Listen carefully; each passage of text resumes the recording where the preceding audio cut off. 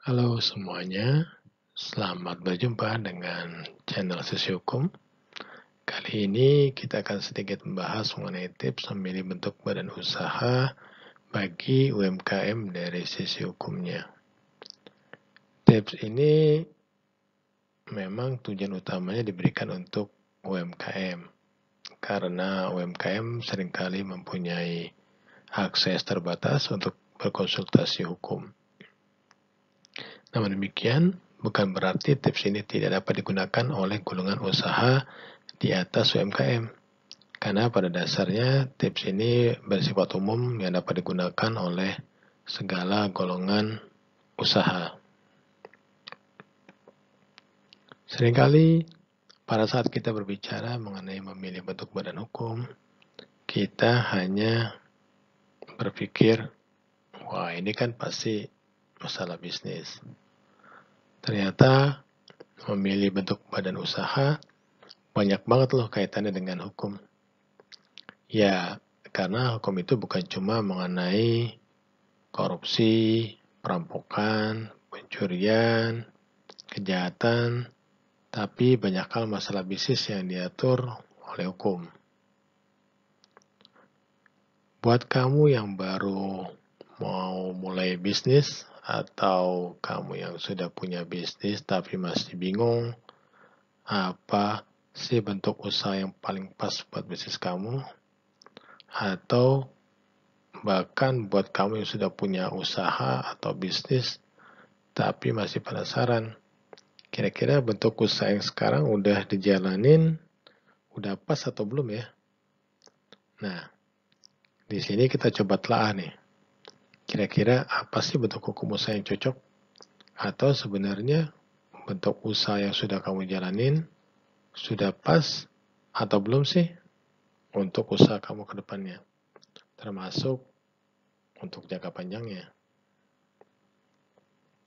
Buat kamu yang lagi belajar hukum atau lagi kuliah bisnis dan ingin tahu bagaimana memilih bentuk badan usaha dan bingung dengan penerapan peraturan dalam praktek bisnis sehari-hari, nah, di sini kita coba telaah satu persatu.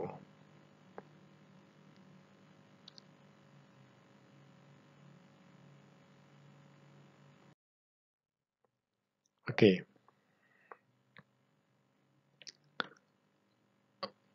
Pertama-tama, kita lihat dulu. Kenapa sih usaha kita harus mikirin bentuk usahanya? Nah, kalau kita ingin membuat usaha untuk jangka waktu yang lama, tentunya kita perlu membentuk suatu badan usaha sebagai wadah bagi kita menjalankan usaha kita tadi. Sedangkan setiap bentuk badan usaha mempunyai kelebihan masing-masing, yang masing-masing bisa kita manfaatkan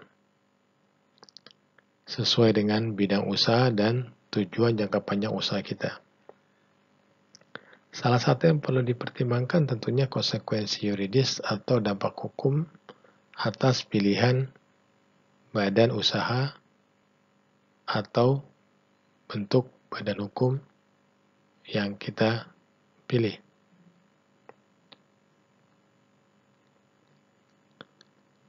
Kalau kita bicara hukum dan peraturan perundang-undangan di Indonesia ada mengenal banyak bentuk badan hukum dan badan usaha.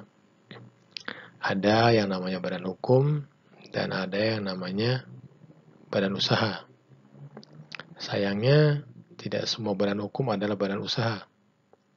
Dan begitu juga sebaliknya. Tidak semua badan usaha adalah badan hukum. Nah, di antara bentuk badan hukum yang kita kenal di Indonesia, ada yang namanya yayasan, perkumpulan, koperasi, ada juga yang sering kita dengar perseroan terbatas.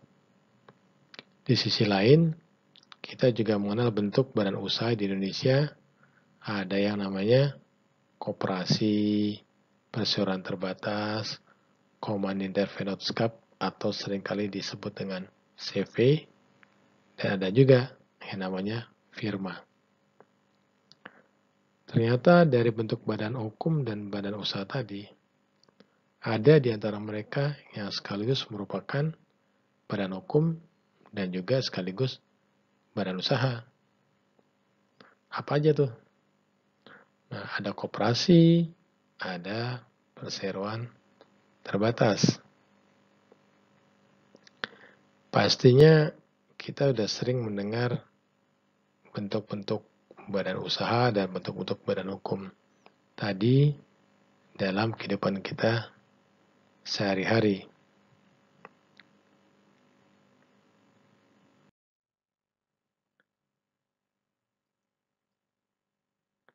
Dari bermacam-macam bentuk badan usaha yang sudah kita bahas di slide sebelumnya, dalam prakteknya ternyata ada 3 bentuk badan usaha yang sering digunakan sebagai wadah dalam menjalankan usaha.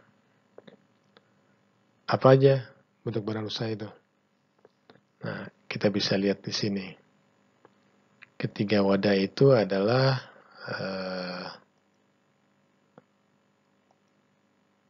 perseroan terbatas. Kita lihat lagi ada Communitaire Vennootschap atau CV. Dan yang terakhir adalah firma. Ya, seringkali firma disingkat juga dengan sebutan FA ya. Kalau kita sering lihat di jalan-jalan tuh ada CV, ada FA. CV itu Communitaire Vennootschap, firmanya disingkat dengan FA. Sedangkan bentuk lainnya pada dasarnya tidak lazim atau jarang sekali digunakan sebagai bentuk usaha. Misalnya yayasan pada dasarnya merupakan badan hukum, tetapi bukan badan usaha. Dan yayasan lebih sering digunakan sebagai wadah untuk melakukan kegiatan sosial. Nah, sebenarnya ada satu lagi bentuk badan hukum yang juga merupakan bentuk badan usaha, yaitu koperasi. Tapi koperasi kurang sering digunakan untuk wadah kegiatan usaha secara umum. Koperasi biasanya lebih sering digunakan untuk wadah kegiatan usaha tertentu, misalnya kegiatan usaha simpan pinjam, atau mengumpulkan modal bagi suatu komunitas yang menjalankan kegiatan usaha yang sejenis. Nah, oleh karena itu, di sini kita akan lebih membatasi pembahasan kita pada 3 bentuk badan usaha yang telah kita sebut tadi, PT, CV, dan firma.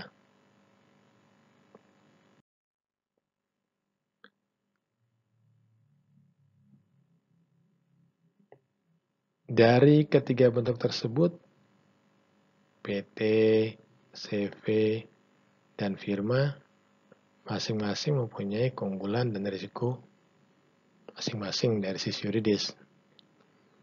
Namun demikian, pembahasan yuridis yang akan kita lakukan di sini hanya untuk hal yang terkait dengan kegiatan ekonomi atau bisnis yang akan dilakukan oleh ketiga badan usaha tersebut. Nah, apa saja yang perlu kita pertimbangkan?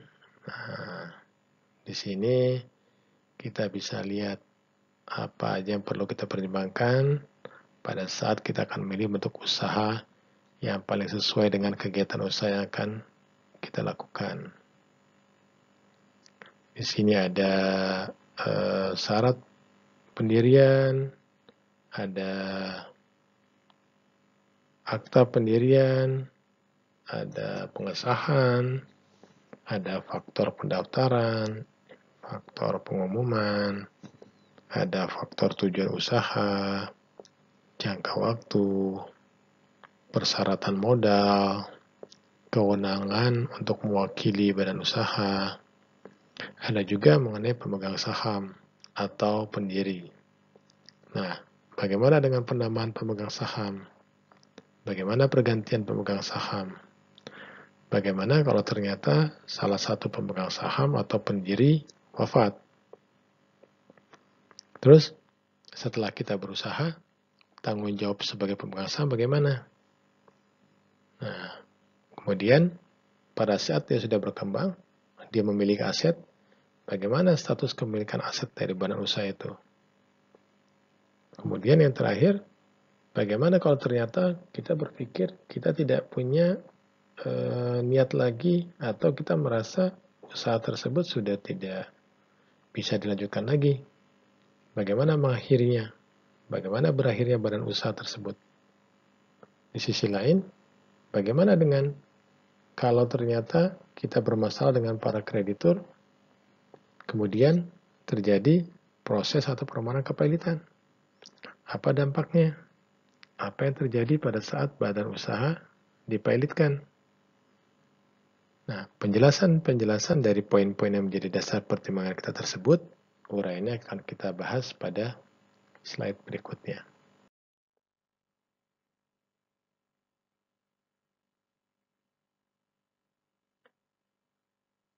Untuk memilih salah satu dari ketiga bentuk badan usaha tersebut, tentunya kita perlu memahami konsep dari setiap bentuk badan usaha tersebut. Konsep-konsep yang akan menjadi materi yang akan kita bahas, yang akan kita pertimbangkan dalam memilih suatu badan usaha, sehingga kita perlu mempunyai pemahaman dasar terlebih dahulu mengenai firma, mengenai CV, mengenai PT. Nah, baiklah. Sekarang mari kita coba bandingkan poin-poin yang perlu kita pertimbangkan tersebut untuk memudahkan dalam membuat pertimbangan. Kita coba buat di sini beberapa perbandingan antara firma, CV dengan PT. Kita buat dalam bentuk tabel supaya lebih mudah membandingkannya. Kita lihat perbandingan pada poin-poin yang menjadi pertimbangan kita. Mana kira-kira poin yang mempunyai risiko lebih, mana yang ternyata memberikan perlindungan lebih kepada kita selaku pendiri atau pemegang saham dari badan usaha tersebut. Kita akan awali dari bentuk firma, CV, dengan kemudian kita lanjutkan dengan PT. Nah, kenapa kita mulai dari firma? Urutan ini kita buat sesuai dengan urutan bentuk usaha yang paling sederhana. Kemudian dari firma lanjut ke CV, ke PT, yang merupakan bentuk usaha yang lebih regulated lah, yang lebih lengkap. Oke, kita mulai dari syarat pendiri. Syarat pendiri pada dasarnya hampir tidak ada perbedaan antara firma, CV dengan PT. Di firma syarat pendiri sekurang-kurangnya 2 pendiri. Di CV juga sekurang-kurangnya 2. Di perseroan terbatas minimal juga 2. Tapi ada sedikit perbedaan di sini nih. Di firma dan di CV, pendiri pada umumnya adalah orang perorangan. Kenapa? Orang perorangan? Karena nanti kita akan lihat dari sifat tanggung jawab dari pemegang saham pada firma dan CV. Nah, sedangkan pada perseroan terbatas, walaupun sama-sama minimal pendirinya 2, tetapi pendirinya bisa jadi orang perorangan, bisa juga berbentuk PT. Nah, di sini ada perbedaan. Fleksibilitas pendiri pada firma dan CV dibandingkan dengan pendiri pada perseroan terbatas. Jadi, skop pendiri pada PT lebih luas daripada di firma dan di CV. Bagaimana bentuk akta pendiriannya? Hampir sama. Firma, CV, dan perseroan terbatas pada dasarnya akta pendiriannya dibuat dalam bentuk akta notaris. Jadi pembahasan kita di sini akan banyak mengacu kepada peraturan perundang-undangan yang mengatur Kalau firma dan CV kita bisa lihat di KUH Dagang, sedangkan PT sudah diatur terpisah di Undang-Undang Terbatas. Undang-Undang Perseroan Terbatas. Jadi peraturan perundang-undangan tersebut yang akan banyak menjadi acuan bagi kita dalam membuat perbandingan di sini. Bagaimana dengan pengesahan akta pendiriannya? Di firma dan CV tidak mensyaratkan adanya suatu keharusan memperoleh pengesahan. Sedangkan pada PT, akta pendiriannya harus memperoleh pengesahan dari Menteri Hukum dan Hak Asasi Manusia. Untuk pendaftaran pada firma dan CV dilakukan melalui sistem Badan Hukum, Kementerian Hukum, dan HAM yang sering dikenal dengan Sismin Bakum pada Kementerian Hukum dan HAM. Kemudian juga didaftarkan di Kepaniteraan Pengadilan Negeri setempat, di mana CV atau firma tersebut berdomisili. Sedangkan perseroan terbatas tidak mengenal konsep pendaftaran. Kemudian ada lagi pengumuman. Setelah didaftarkan, bagaimana dengan akta pendirian tersebut? Apakah perlu diumumkan? Diumumkan di sini untuk memenuhi asas publisitas untuk diketahui oleh publik. Nah, di firma dan CV dan perseroan terbatas, ketiga-tiganya mensyaratkan adanya pengumuman pada Berita Negara Republik Indonesia. Namun demikian pada perseroan terbatas, pengumuman tersebut dilakukan melalui Menteri Hukum dan HAM pada saat pendiri perseroan terbatas mengajukan permohonan pengesahan kepada Menteri Hukum dan HAM.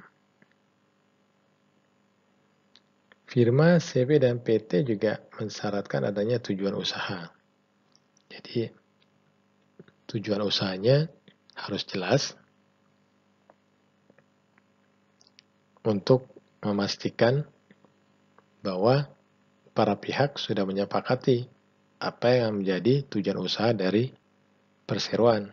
Mengingat di sini kan pendirinya bisa lebih dari 2. Nah, jangan sampai terjadi perbedaan kehendak dari para pendiri. Jangka waktu juga, firma dan CV mempunyai jangka waktu. Namun demikian, pada PT, jangka waktu tersebut bisa tidak terbatas. Nanti kita lihat kenapa, apa kelebihan jangka waktu dari PT dibandingkan firma dan CV.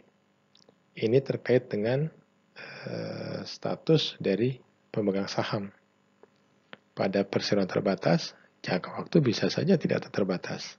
Tetapi untuk firma dan CV, agak sulit untuk membuat jangka waktu tidak terbatas. Karena adanya keterbatasan terkait dengan status dari pemegang saham.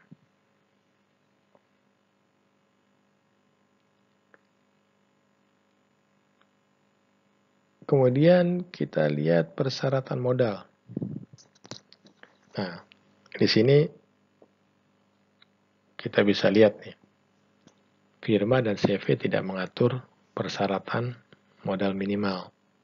Artinya, sedangkan perseroan terbatas mensyaratkan adanya modal minimal. Undang-Undang PT mengatur bahwa modal dasar PT minimal 50 juta. Nah, dari modal dasar tersebut, 25% harus ditempatkan dan di-store penuh. Jadi, modal di-store PT ya minimal 12,5 juta rupiah. Untuk kondisi saat ini, modal tersebut rasanya bukan jumlah yang besar untuk dapat dipenuhi oleh pebisnis, termasuk oleh orang-orang atau kita yang baru akan memulai suatu bisnis. Jadi, kelebihan firma CV tanpa modal minimal rasanya tidak menjadi hal yang esensial karena jumlah modal di store minimal untuk PT pun juga rasanya masih sangat kecil bagi setiap orang yang akan memulai usaha.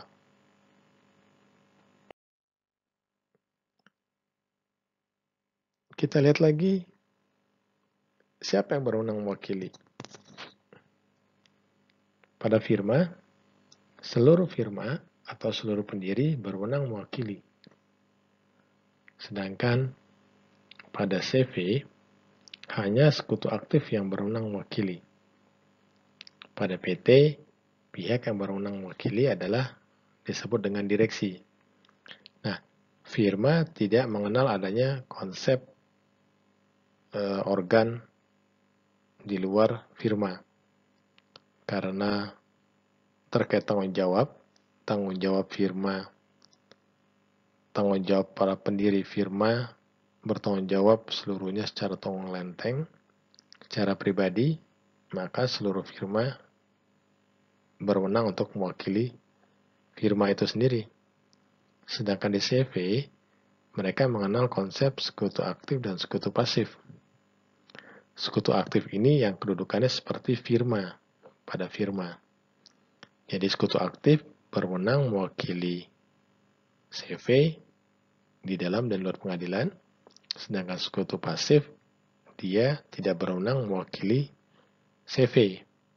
Konsekuensi dari tidak adanya kewenangan sekutu pasif adalah nanti kita lihat sekutu pasif hanya bertanggung jawab terhadap perbuatan hukum CV terbatas pada penyertaan modal yang diikuti yang dilakukan oleh sekutu pasif tersebut. Berbeda dengan sekutu aktif yang akan bertanggung jawab secara pribadi terhadap seluruh tanggung jawab CV.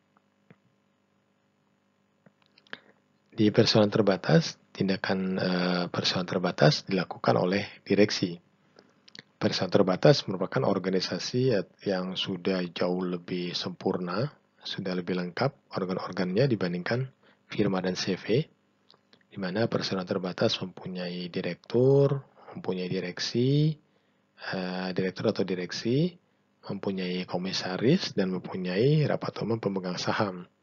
Jadi, ada pemisahan organ antara pemegang saham dengan pengurus yang diwakili yang merupakan kewenangan direksi dan fungsi pengawasan oleh komisaris. Nah, apakah pemegang saham boleh bertindak mewakili perusahaan terbatas? Secara konsep, pemegang saham tidak bisa berwenang mewakili perusahaan terbatas. Namun, apabila perusahaan pemegang saham ingin melakukan pengurusan terhadap PT yang didirikannya, pemegang saham bisa saja kemudian mengangkat dirinya melalui rapat umum pemegang saham, diangkat sebagai direksi. Tapi kalau ternyata pemegang saham merasa hanya ingin melakukan fungsi pengawasan, maka bisa saja melalui RUPS diangkat menjadi komisaris dari perseroan terbatas. Jadi, kalau pemegang saham tidak diangkat sebagai direksi, maka kewenangan pemegang saham hanya terbatas pada kewenangan yang diberikan pada rapat umum pemegang saham yang merupakan salah satu organ dari perseroan terbatas berdasarkan Undang-Undang Perseroan Terbatas. Bagaimana pemegang sahamnya? Pemegang saham firma adalah para pendiri. Pemegang saham CV adalah para pendiri. Sedangkan perseroan terbatas, pemegang sahamnya meliputi para pendiri dan bisa jadi pemegang saham lainnya jika ada. Apa maksudnya? Nah, kita lihat nanti di sini. Di materi pembahasan mengenai penambahan pemegang saham dan pergantian pemegang saham. Pada firma dan CV, penambahan saham seringkali dianggap tidak dimungkinkan. Begitu juga pergantian pemegang saham. Tidak dimungkinkan dilakukan pada firma dan CV. Nah, hal ini yang merupakan kekurangan daripada firma dan CV dibandingkan perseroan terbatas. Karena pada perseroan terbatas, dimungkinkan adanya penambahan pemegang saham dan dimungkinkan adanya pergantian pemegang saham. Nah, ini juga nanti terkait dengan jangka waktu. Karena jangka waktu perseroan terbatas menjadi bisa tidak terbatas. Karena pada saat pemegang saham merasa dia tidak lagi nyaman untuk menjalankan usaha dari PT yang sudah didirikan, bisa saja dialihkan. Atau jika pemegang saham meninggal, maka pemilikan saham bisa beralih kepada ahli waris. Hal ini yang sulit dilakukan pada firma dan CV. Nah, mengenai pemegang saham inilah kemudian yang mengakibatkan perseroan terbatas mempunyai fleksibilitas jauh lebih tinggi dibandingkan firma dan CV.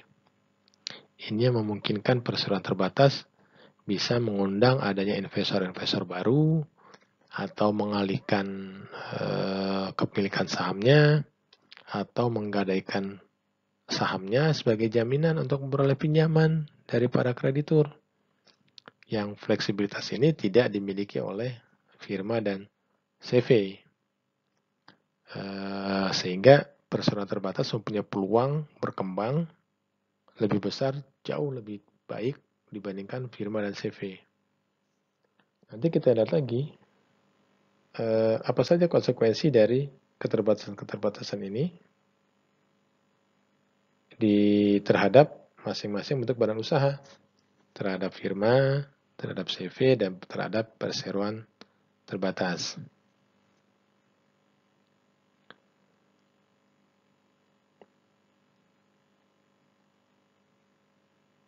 Selanjutnya, next slide berikutnya. Nah, seperti kita sebutkan di awal, bagaimana tanggung jawab dari pemegang saham? Tadi udah kita bahas sedikit. Seluruh firma bertanggung jawab secara pribadi. Apa maksudnya secara pribadi? Kalau firma ternyata mengalami kerugian atau tidak bisa bayar hutangnya, maka pihak-pihak yang merasa dirugikan atau kreditur bisa menuntut firma untuk bertanggung jawab. Bisa menuntut para pendiri atau pemegang saham dari suatu firma yang disebut dengan firma bertanggung jawab secara pribadi sampai ke harta pribadi dia. Jadi sampai ke rumahnya, aset-asetnya bisa dituntut untuk menjadi sumber pembayaran kewajiban firma kepada pihak ketiga atau kepada para kreditur. Pada CV, seperti sudah kita uraikan tadi di depan, hanya sekutu aktif yang bertanggung jawab secara pribadi. Sedangkan sekutu pasif, tanggung jawabnya terbatas pada penyertaan yang dilakukan. Jadi, kedudukan sekutu pasif pada CV ini sebenarnya mirip-mirip dengan kedudukan pemegang saham pada perseroan terbatas. Tetapi, ada perbedaan sedikit. Kalau pemegang saham pada perseroan terbatas bisa beralih kepemilikannya, pada CV ada keterbatasan di sini.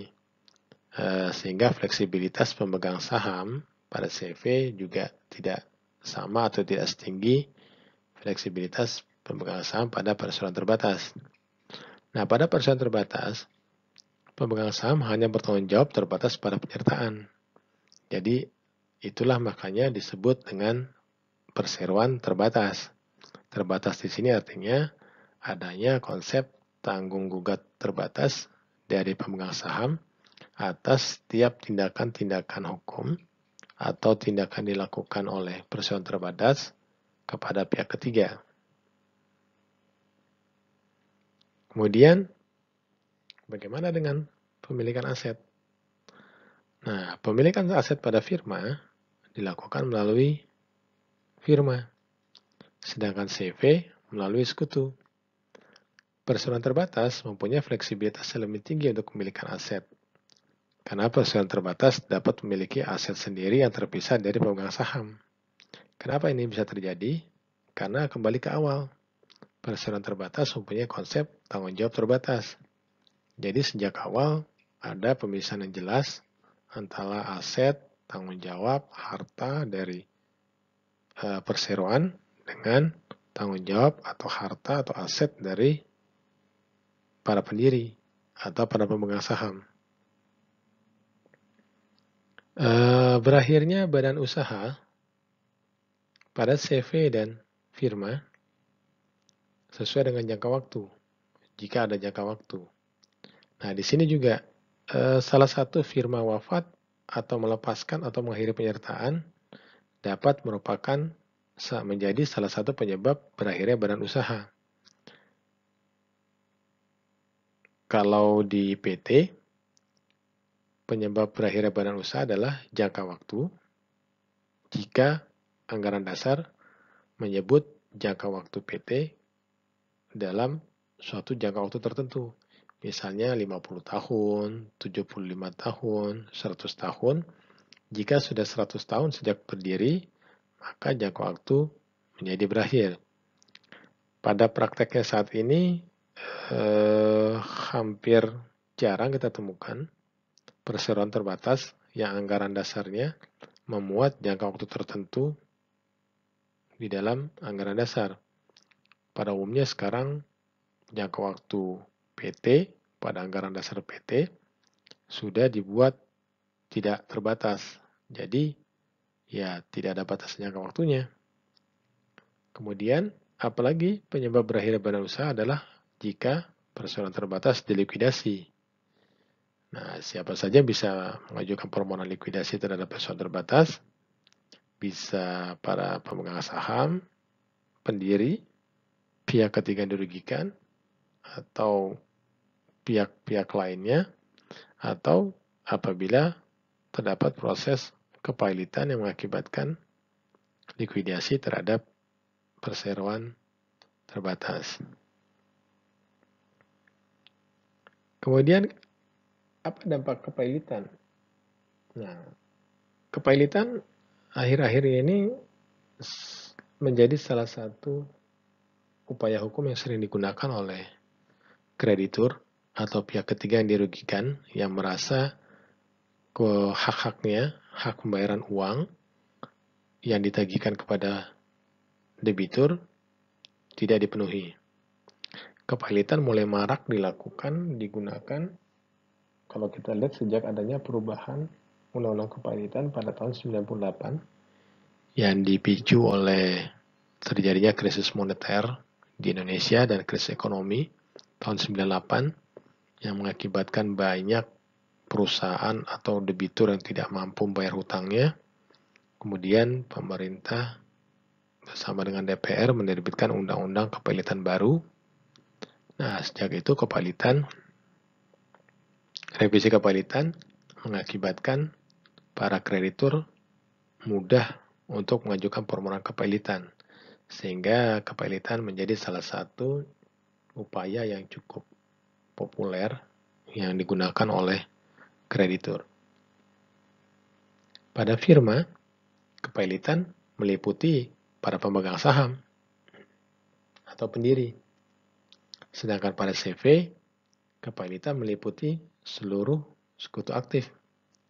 Sedangkan sekutu pasif tidak terkena dampak kepailitan karena sekutu pasif mempunyai perlindungan tanggung jawab terbatas pada penyertaan yang dilakukannya pada CV.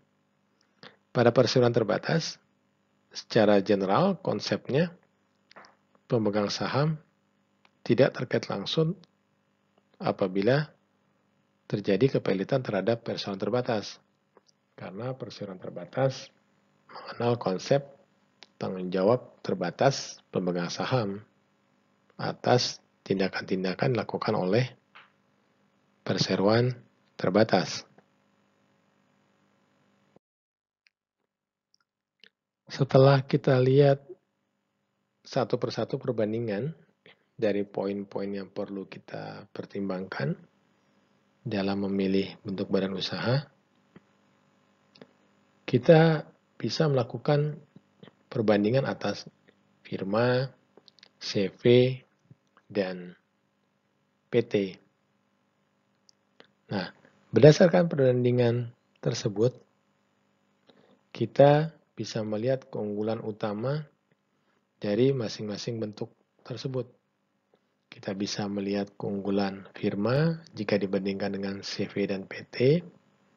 Kita juga bisa melihat keunggulan CV dibandingkan dengan firma dan PT. Dan yang terakhir kita juga bisa melihat membandingkan keunggulan PT jika dibandingkan dengan firma dan CV. Nah, sekarang mari kita lihat keunggulan utama masing-masing dari ketiga bentuk badan usaha, firma, CV, dan PT, satu dibandingkan dengan yang lainnya. Kalau kita lihat dari uraian dan tabel yang kita bahas di depan tadi, terlihat firma mempunyai keunggulan di proses pendirian yang lebih sederhana dibandingkan perseroan terbatas. CV mempunyai juga keunggulan di proses pendirian dan tanggung jawab terbatas bagi sekutu pasif. Namun demikian, keunggulan proses pendirian ini sendiri sekarang juga sepertinya juga kurang menjadi berarti karena batasan modal minimal menjadi bukan keunggulan lagi bagi firma dan CV, mengingat modal minimal perseroan terbatas sekarang sudah sangat rendah, 12,5 juta rupiah. Kalau misalnya pemegang sahamnya berdua, berarti masing-masing sekitar 6,5-6,25 juta. Rasanya itu bukan merupakan jumlah yang besar bagi pemegang saham untuk menjadi kewajiban sebagai jumlah modal harus store. Bagaimana dengan perseroan terbatas? Kelihatan sekali perseroan terbatas mempunyai keunggulan lebih dibandingkan firma dan CV. Perseroan terbatas punya keunggulan adanya tanggung jawab terbatas para pemegang saham. Nah, ini sebenarnya benefit yang luar biasa bagi pemegang saham. Artinya apa? Ini merupakan konsep yang didesain agar pemegang saham terlindungi. Artinya apa? Untuk melindungi pemegang saham, apabila usahanya kolaps, harus dilikuidasi, atau bangkrut, pemegang saham tidak sampai terimbas pada harta pribadinya. Kenapa konsep ini dibuat? Dengan adanya konsep pembatasan ini diharapkan orang-orang yang usahanya sudah kolaps bisa memulai kembali usahanya dari harta pribadinya. Nah, konsep inilah yang sebenarnya disediakan oleh undang-undang. Konsep ini bertujuan untuk memberikan perlindungan kepada pelaku usaha supaya apabila usahanya kolaps, maka usaha yang kolaps tersebut tidak berdampak terhadap harta pribadinya. Sehingga dengan harta pribadinya, pemegang saham tersebut bisa memulai usaha baru. Nah, dengan demikian, kegiatan usaha tetap bisa berlanjut. Apalagi keunggulannya? Keunggulan PT, adanya konsep pengalihan kepemilikan pada perseroan terbatas. Ini konsep yang menarik, karena dengan adanya konsep pemilikan, maka saham pada perseroan terbatas dapat dijaminkan, dapat menjadi jaminan untuk memperoleh hutang. Kemudian, apalagi dengan adanya kepemilikan, pengalihan kepemilikan, maka perseroan terbatas terbuka untuk adanya pemegang saham baru. Seandainya pemegang saham lama tidak mampu untuk meningkatkan modal, atau seandainya di antara pemegang saham atau pendiri terjadi konflik, maka pihak yang tidak nyaman bisa mengalihkan kepemilikannya kepada pihak lain.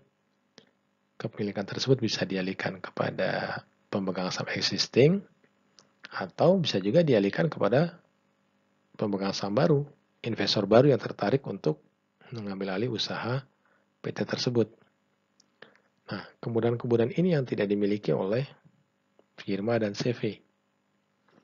Dengan adanya kemudahan pengalihan kepemilikan, maka keberlanjutan usaha untuk jangka panjang setelah pendiri tidak ada dapat tetap berlangsung, termasuk adanya konsep pewarisan kepemilikan saham pada perusahaan terbatas, sehingga meninggalnya pendiri atau pemegang saham existing tidak mengakibatkan perseroan terbatas menjadi berakhir, tidak mengakibatkan usaha kegiatan perseroan terbatas terhenti karena hukum, karena kepemilikan perusahaan terbatas tetap bisa dialihkan.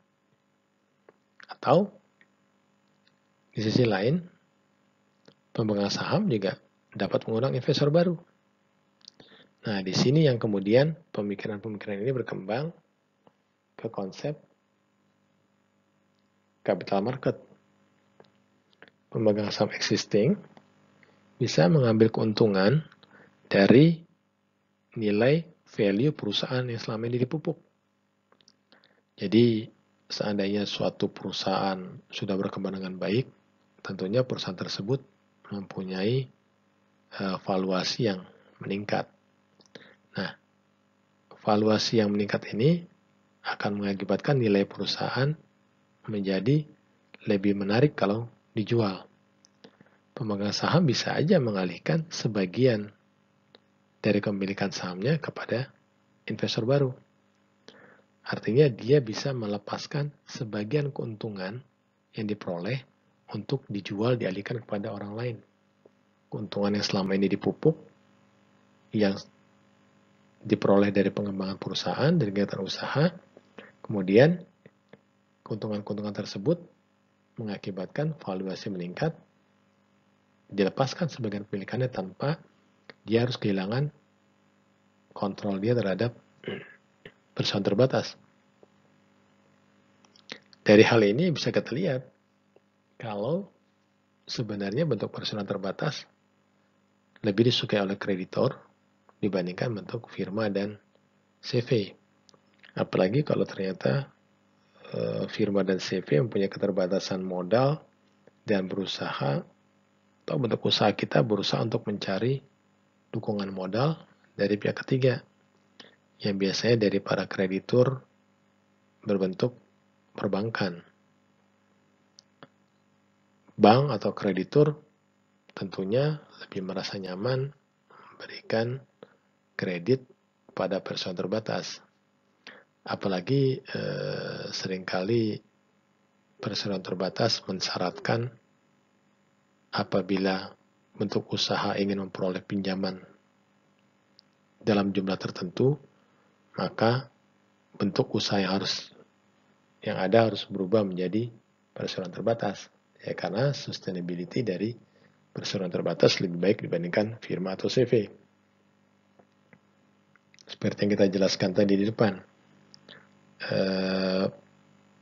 perusahaan terbatas bisa mengkonvert utangnya menjadi saham, kemudian kreditur bisa meminta perusahaan terbatas mengkonvert utangnya menjadi saham, kreditur bisa meminta perusahaan terbatas menyerahkan saham dari pemegang saham untuk dijaminkan, kemudian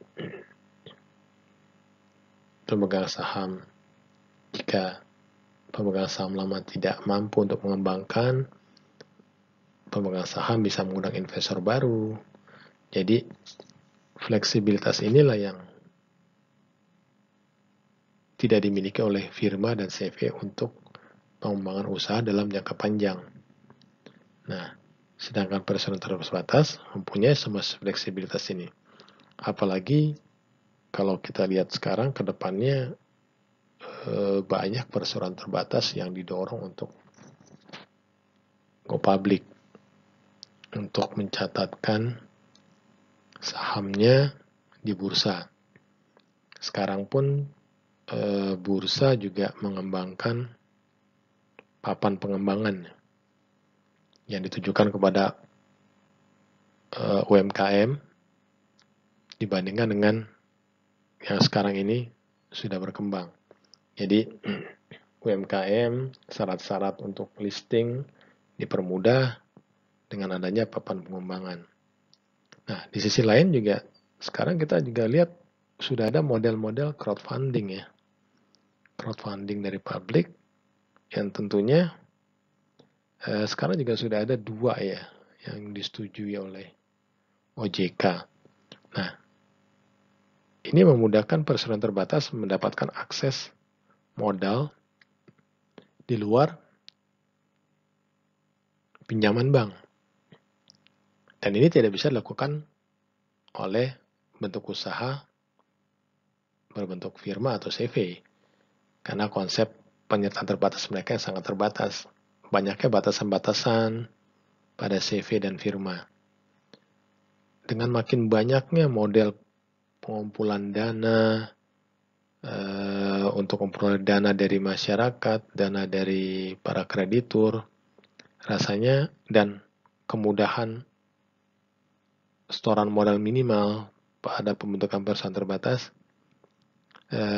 sudah jelas sekali kalau kita berpikir untuk mengembangkan usaha dalam jangka panjang, sudah jelas perusahaan terbatas jauh memiliki keuntungan dibandingkan dengan firma dan CV.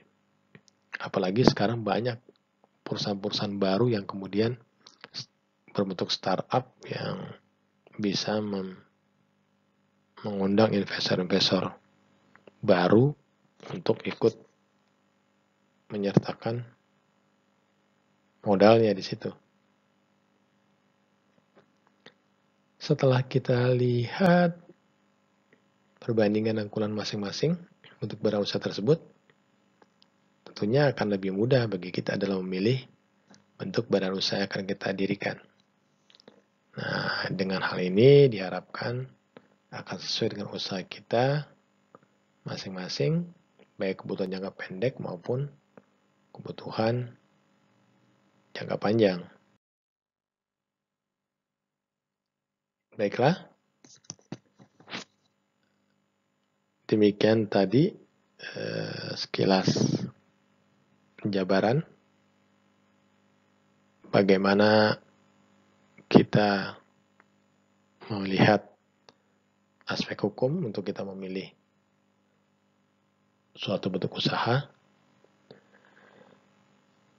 yang tidak hanya terbatas dari sisi ekonomi atau bisnis, tapi ekonomi dan bisnis merupakan satu kesatuan yang tidak dipisahkan dari isu hukum. Materi ini dimaksudkan untuk memberikan gambaran atau pengenalan awal bersifat umum dalam memilih bentuk badan usaha dan aspek hukumnya. Jadi, dan bukan merupakan pendapat, advis, atau saran hukum. Untuk memperoleh gambaran lengkap, disarankan untuk berkonsultasi terlebih dahulu dengan pihak-pihak mempunyai keahlian khusus terkait pendirian suatu badan usaha, baik dari aspek bisnis, keuangan, maupun dari hukum. Untuk kamu yang ingin peroleh informasi lainnya seputar hukum, silakan subscribe ya. Silakan subscribe di sisi hukum. Jangan lupa klik tanda lonceng supaya bisa dapat update-update terbaru, materi-materi di sisi hukum. Please subscribe now.